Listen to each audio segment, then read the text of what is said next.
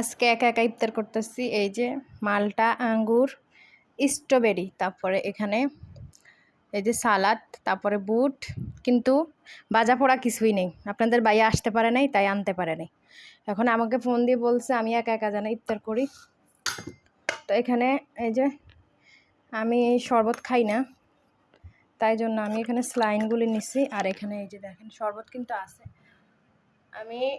আমি ওর জন্য শরবতের জন্য আইটেম করছি, কিন্তু ও আসে নাই, তাই এগুলো তো আর আমি খাবো না। আমি স্লাইন খাবো। আজান দিয়ে দিছি অলরেডি। বিসমিল্লাহ। আর আমার বাচ্চাটা এখনো ঘুমাইতেছে। আগে ফল খেয়ে নি। একটা আঙ্গুর দিয়ে আমি রোজাটা ভাঙছি। তো খেজুর আছে, কিন্তু আমি খেজুর একদমই কম পছন্দ করি।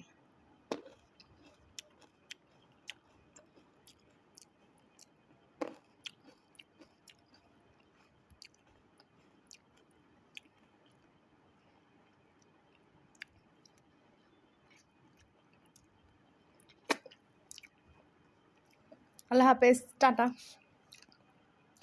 আমি এখন মুড়ি মাখবো, কিন্তু ভাজা পোড়া কিছুই নেই। কেউ আনি দেওয়ার মতো মানুষ নেই, তাই জন্য ভাজা পোড়ার আনার মানুষও নেই। খাইতেও পারলাম না।